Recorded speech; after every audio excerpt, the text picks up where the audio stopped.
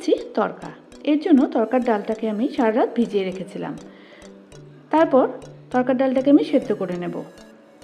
সেদ্ধ করে আমি এর থেকে আধা ডাল পেস্ট করে নিচ্ছি, তাতে তড়কাটা একটু ঘন হবে। এরপর আমি সেদ্ধ ডালটার সাথে পেস্ট ডালটাকে ভালো করে মিলিয়ে নিচ্ছি। কড়াইয়ের মধ্যে সাদা তেলের সাথে আমি ঘি দিয়ে দিচ্ছি, আপনারা চাইলে বাটারও দিতে পারেন। তারপর নিয়ে নিচ্ছি আমি টমেটো কুচি, রসুন কুচি, পেঁয়াজ কুচি, আদা কুচি আর লঙ্কার কুচি। প্রথমে আমি রসুন কুচিটা দিয়ে দেবো, তারপর দিয়ে দিচ্ছি পেঁয়াজটা।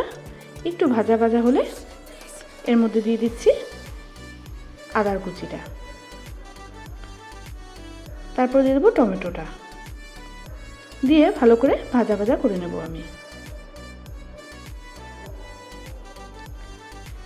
এরপর আমি দিয়ে দিচ্ছি এর মধ্যে লঙ্কাটা, দিয়ে ভালো করে ভাজা ভাজা হয়ে গেলে এর মধ্যে দিয়ে দিচ্ছি আমি জিরের গুঁড়ো, ধনের গুঁড়ো, হলুদের গুঁড়ো, দিয়ে দিচ্ছি লঙ্কার গুঁড়ো, আর কালারের জন্য দিয়ে দেবো কাশ্মীরি লঙ্কার গুঁড়ো, আর দিয়ে দিচ্ছি স্বাদ মতো লবণ।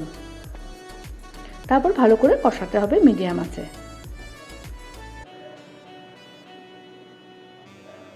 তারপর এর মধ্যে দিয়ে দেবো অল্প জল। জল দিয়ে আবার আমি এটাকে একটু কষাবো।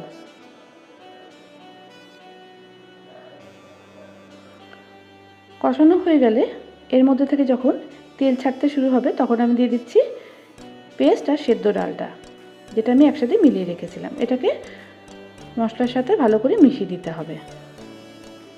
তারপর আমি দিয়ে দেবো এর মধ্যে 1 চামচ মতো টমেটো কেচাপ। টমেটো কেচাপটা ডালের সাথে ভালো করে মিশিয়ে দিতে হবে।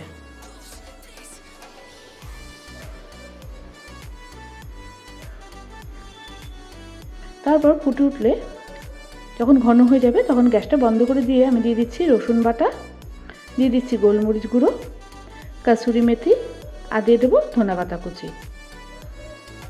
দিয়ে ভালো করে আমি এর মধ্যে মিক্স করে দিচ্ছি।